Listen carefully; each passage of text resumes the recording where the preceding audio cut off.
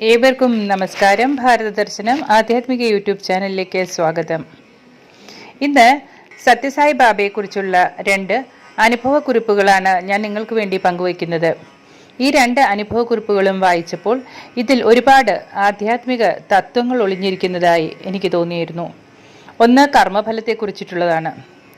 മറ്റൊന്ന് ഒരു ഗുരു എങ്ങനെ തൻ്റെ ശിഷ്യനെ തൻ്റെ അഭാവത്തിലും താൻ ഉദ്ദേശിച്ച ആ ദിവ്യമായ ദൗത്യം നിറവേറ്റുവാനായി തയ്യാറെടുപ്പിക്കുന്നു എന്നുള്ളതാണ്. ഇത് രണ്ടും ഒരു ആധ്യാത്മിക സാധകന്, അതായത് ഒരു ഗുരുവിനെ സമീപിച്ച് ആധ്യാത്മിക സാധനകൾ അനുഷ്ഠിച്ച് ഗുരുവിൻ്റെ സാമീപ്യത്തിൽ, അതായത് ശാരീരിക സാമീപ്യത്തിൽ ജീവിക്കുന്നവർ പ്രത്യേകിച്ചും അറിഞ്ഞിരിക്കേണ്ട ചില വസ്തുതകളായതുകൊണ്ടാണ് ഞാൻ ഈ 2 അനുഭവക്കുറിപ്പുകളും ഇവിടെ ഷെയർ ചെയ്യുന്നത്. ആദ്യത്തേത് കർമ്മഫലത്തെക്കുറിച്ചായിരുന്നു. 2000-ലാണ് സ്വാമിയുടെ ദർശനത്തിനായി ഭക്തർ കാത്തിരിക്കുകയായിരുന്നു. സായി സർവകലാശാലയിലെ ഒരു കൂട്ടം പൂർവ്വ വിദ്യാർത്ഥികളും അവിടെ ഉണ്ടായിരുന്നു. MBA പഠിച്ച് ഡൽഹിയിൽ ജോലി നേടിയ സുധീർ എന്ന പേരിൽ ഒരാളും ആ സംഘത്തിലുണ്ടായിരുന്നു. മികച്ച സേവയ്ക്ക് പുറമെ പെട്ടെന്നുള്ള കോപത്തിനും അദ്ദേഹം പ്രശസ്തനായിരുന്നു. 4 വർഷത്തെ ഇടവേളയ്ക്ക് ശേഷം അദ്ദേഹം ഭാര്യയോടും മകനോടുമൊപ്പം പർത്തിയിൽ വന്നതായിരുന്നു.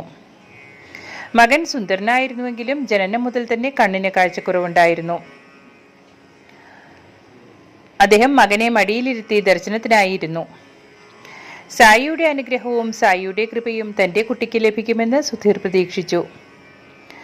അങ്ങനെ 4 ദിവസങ്ങൾ കടന്നുപോയി. പക്ഷേ സ്വാമി അദ്ദേഹത്തെ അവഗണിക്കുകയായിരുന്നു. നിരാശരായ അവർ അടുത്ത ദിവസം പർത്തി വിടാനൊരുങ്ങി. അന്ന് വൈകുന്നേരം സ്വാമി അയാളുടെ അരികിലൂടെ കടന്നു പോകുമ്പോൾ അയാൾ വെറുതെ സ്വാമി സ്വാമി എന്ന് വിളിച്ചു. തിരിഞ്ഞു നോക്കിയപ്പോൾ സ്വാമിയെ സുധീർ കുട്ടിയെ കാണിച്ചു. സ്വാമി അവരോട് ഇന്റർവ്യൂ റൂമിലേക്ക് പോകുവാനായി ആംഗ്യം കാണിച്ചു. അപ്പോൾ സ്ത്രീകളുടെ ഭാഗത്തു നിന്ന് സുധീറിന്റെ ഭാര്യയും അവരെ അനുഗമിച്ചു. ഇന്റർവ്യൂ റൂമിൽ വച്ച് സ്വാമി അവരോട് എന്തുണ്ട് വിശേഷമെന്ന് ചോദിച്ചു. അപ്പോൾ സ്വാമിയുടെ മുൻ വിദ്യാർത്ഥിയായിരുന്ന അദ്ദേഹം തൻ്റെ മനസ്സ് അദ്ദേഹത്തിന് മുമ്പിൽ, സ്വാമിക്ക് മുമ്പിൽ തുറന്നു കാണിച്ചു. പ്രത്യേകിച്ചും അയാൾ തൻ്റെ അന്ധനായ കുട്ടിയെ ചൂണ്ടിക്കാണിക്കുകയും കുട്ടി എങ്ങനെ സ്വയം കാര്യങ്ങൾ നടത്തുകയും പരിപാലിക്കുകയും ചെയ്യുമെന്നുള്ളതും ഇനിയുള്ള ജീവിതകാലം ആര് അവന് കാര്യങ്ങൾ അന്വേഷിച്ചു കൊടുക്കും, അല്ലെങ്കിൽ അവൻ്റെ ജീവിതം എങ്ങനെ മുമ്പോട്ട് പോകും എന്നുള്ളതിനെക്കുറിച്ച് തനിക്കുള്ള ഉത്കണ്ഠകൾ സ്വാമിയോട് പങ്കുവയ്ക്കുകയും ചെയ്തു. സ്വാമി അപ്പോൾ ഇങ്ങനെ അഭിപ്രായപ്പെട്ടു: നിങ്ങളുടെ 3 വയസ്സുള്ള കുട്ടിയെക്കുറിച്ചും അവൻ എങ്ങനെ ഭക്ഷണം കഴിക്കും എന്നതിനെക്കുറിച്ചും നിങ്ങൾക്ക് വേവലാതിയുണ്ട്.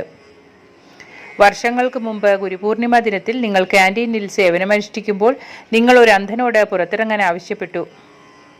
അവൻ എത്രമാത്രം കഷ്ടപ്പെട്ടുവെന്ന് നിങ്ങൾക്കറിയാമോ? സുധീർ ആ സംഭവം ഓർത്തെടുക്കാൻ തുടങ്ങി. അന്നത്തെ ഗുരുപൂർണിമ ദിനത്തിൽ അദ്ദേഹം ദക്ഷിണേന്ത്യൻ ക്യാൻറ്റീനിലെ സേവാദൾ പ്രവർത്തകർക്കുള്ള ഭക്ഷണ ക്രമീകരണങ്ങളുടെ മേൽനോട്ടം വഹിക്കുകയായിരുന്നു. പതിവ് പോലെ അയാൾ ആക്രോശിക്കുകയും ആളുകളെ ഏൽപ്പിച്ച ജോലികൾ ചെയ്യുവാൻ ആജ്ഞാപിക്കുകയും ചെയ്തുകൊണ്ടേയിരുന്നു. സേവാദൾ പ്രവർത്തകർക്കൊപ്പം ഭക്ഷണം കഴിക്കുന്ന ഒരു അന്ധനെ അയാൾ കണ്ടെത്തി. അയാൾ അന്ധന്റെ അടുത്ത് ചെന്ന് അന്നത്തെ ഭക്ഷണം സേവാദൾ പ്രവർത്തകർക്ക് മാത്രമാണെന്നും അയാൾ അവിടെ ഉണ്ടാകരുതെന്നും ചുരുക്കി പറഞ്ഞു. താനും സേവ ചെയ്തുവെന്ന് അന്ധൻ പ്രതികരിച്ചു. സുധീർ അവന്റെ പേരും ഏതുതരം സേവയാണ് അയാൾ ചെയ്തത് എന്നും ചോദിച്ചു. തന്റെ പേര് വെങ്കിട്ടറാവു എന്നാണെന്നും തെലുങ്ക് അധ്യാപകനായാണ് ജോലി ചെയ്തിരുന്നതെന്നും സനാതന സാരഥി ഓഫീസിലാണ് തനിക്ക് നിയോഗിച്ചിരിക്കുന്ന സേവയെന്നും ആ അന്ധൻ പ്രതികരിച്ചു. എല്ലാ സേവാദൾ അംഗങ്ങൾക്കുമുള്ള ഭക്ഷണ ടിക്കറ്റ് ഓഫീസ് തനിക്ക് നൽകിയിട്ടുണ്ട് എന്നും അദ്ദേഹം വിശദീകരിച്ചു. എന്നാൽ താൻ കള്ളം പറയുകയാണെന്നും ഭക്ഷണ ടിക്കറ്റിന്റെ ആധികാരികതയെക്കുറിച്ച് ഓഫീസിൽ സംസാരിക്കുമെന്നും ഓഫീസ് പിന്തുണച്ചില്ലെങ്കിൽ പോലീസിൽ പരാതിപ്പെടുമെന്നും പോലീസ് അറസ്റ്റ് ചെയ്യുമെന്നും മറ്റും പറഞ്ഞ് സുധീർ അയാളെ ശകാരിച്ചു കൊണ്ടിരുന്നു. അന്ധൻ ഭക്ഷണത്തിനുള്ള ടിക്കറ്റ് തിരികെ നൽകി പുറത്തേക്ക് നടന്നു. സുധീർ തന്റെ ഓർത്തെടുക്കൽ പൂർത്തിയാക്കി. സേവ ചെയ്യാൻ വന്ന ഒരു അന്ധനെ ഭക്ഷണമില്ലാതെ തിരികെ അയച്ചതിലെ പിഴവിന്റെ ഭാരം ഇപ്പോൾ കാഴ്ചയില്ലാത്ത ഒരു കുട്ടിയുമായി കഷ്ടപ്പെടുന്നതിൽ കലാശിക്കുന്നതായി സ്വാമി പറഞ്ഞു. സുധീർ കരഞ്ഞുകൊണ്ട് സ്വാമിയുടെ കാൽക്കൽ വീണു. അപ്പോൾ സ്വാമി അയാളെ ആശ്വസിപ്പിക്കുകയും അനുഗ്രഹിക്കുകയും ചെയ്തു. ഇതാണ് കർമ്മഫലത്തെക്കുറിച്ചുള്ള ആദ്യത്തെ അനുഭവം. അടുത്തത് തൻ്റെ ശിഷ്യരെ സ്വതന്ത്രമായി നിൽക്കുവാൻ എങ്ങനെ സ്വാമി പരിശീലിപ്പിക്കുന്നു എന്നുള്ള ഒരു അനുഭവ കഥയാണ്. സ്വാമിയുടെ ഭയാനകമായ വീഴ്ചയ്ക്കും ഇടുപ്പ് മാറ്റിസ്ഥാപിക്കലിനും തൊട്ടു പിന്നാലെ ആണ് ഈ ഒരു കാര്യം സംഭവിച്ചത്. ഇത് 2003 സംഭവിച്ചത്. സ്വാമി അക്കാലത്ത് വൃന്ദാവനത്തിലായിരുന്നു താമസിച്ചിരുന്നത്. അവിടെ ത്രയീ വൃന്ദാവനത്തിൽ സ്വാമിയുടെ കട്ടിലിന് താഴെ തന്നെ ഉറങ്ങുന്ന ഭാഗ്യശാലികളായ 4 ആൺകുട്ടികളുണ്ടാകും. രാത്രിയിൽ ഏത് സമയത്തും സ്വാമി അവരിൽ ഒരാളെ വിളിച്ച് എന്തെങ്കിലും ചെറിയ ജോലികളോ മറ്റോ ചെയ്യുവാൻ നിർദ്ദേശിക്കും. ഇക്കാര്യം അറിയുന്നതിനാൽ ഈ കുട്ടികൾ വളരെ ലഘുവായി ഉറങ്ങുവാൻ, അതായത് ചെറിയ ചെറിയ ഉറക്കങ്ങൾക്ക് വേണ്ടി സ്വയം പരിശീലിച്ചിരുന്നു. അത്തരമൊരു രാത്രിയിൽ സ്വാമി ഒരു പ്രത്യേക ആൺകുട്ടിയുടെ പേര് വിളിച്ചു. ആ കുട്ടി വളരെ അനുസരണയോടെ എഴുന്നേറ്റ് സ്വാമിയുടെ അടുത്തെത്തി. ബാത്റൂമിൽ പോകുവാൻ സഹായിക്കാനായി സ്വാമി ആ കുട്ടിയോട് ആവശ്യപ്പെട്ടു. ഈ പ്രപഞ്ചത്തിന്റെ നാഥനായ സ്വാമി മറ്റൊരു കുട്ടിയോട് സഹായം അഭ്യർത്ഥിക്കുന്നത് സ്വയം സങ്കല്പിച്ചു നോക്കുക. സ്വാമിയെ കിടക്കയിൽ നിന്നും ഉയർത്തി ബാത്റൂമിലേക്കും തിരികെ കിടക്കയിലേക്കും നടക്കുമ്പോൾ സ്വാമിയെ താങ്ങി നിർത്തിയാണ് ആ ആൺകുട്ടി അത് ചെയ്തത്. എല്ലാം കഴിഞ്ഞ് സ്വാമിയെ കട്ടിലിരുത്തി സ്വാമി ഈ കുട്ടിയെ നോക്കി വളരെ നിസ്സാരമായി ചോദിച്ചു, ഏമി സമാചാരം, അതായത് എന്താണ് വിശേഷം? സമയം പുലർച്ചെ 2 മണി. ഈ കുട്ടി ഉറങ്ങുകയായിരുന്നു. അതിനാൽ അവൻ വെറുതെ മറുപടി പറഞ്ഞു, സ്വാമി എല്ലാം നന്നായിരിക്കുന്നു. ഭഗവാന്റെ കാലുകൾ ആ കുട്ടി തിരുമുവാൻ തുടങ്ങി. അപ്പോൾ സ്വാമി സ്നേഹവും മാതൃവാത്സല്യവും നിറഞ്ഞ സ്വരത്തിൽ പറഞ്ഞു, വരൂ, ഈ കട്ടിലിൽ എൻ്റെ അടുത്തിരിക്കൂ. ആ കുട്ടി ഞെട്ടിപ്പോയി. ഇല്ല സ്വാമി, ഞാൻ ഇവിടെ താഴെ സുഖമായിരുന്നു കൊള്ളാം, ഒരു പ്രശ്നവുമില്ല. ഇപ്രാവശ്യം സ്വാമി സ്വരത്തിൽ അല്പം കൂടി ദൃഢത കാണിച്ചിട്ട് വീണ്ടും പറഞ്ഞു, വരൂ, ഈ കട്ടിലിൽ ഇരിക്കൂ. ഭഗവാന്റെ കൽപ്പന അനുസരിക്കേണ്ടി വന്നതിനാൽ ഈ കുട്ടി സ്വാമിയുടെ അടുത്ത് വന്ന് കട്ടിലിരുന്നു. പ്രഭുവിൻ്റെ അതേ തലത്തിലിരിക്കുക എന്നത് അവന് അസാധാരണമായ ഒരു വികാരമായിരുന്നു. ഇനി എന്ത് സംഭവിക്കുമെന്ന് അവൻ ആശ്ചര്യപ്പെടുമ്പോൾ സ്വാമി അവനെ നോക്കി അവൻ്റെ കൈ പിടിച്ച് ഒരു ചോദ്യം ചോദിച്ചു.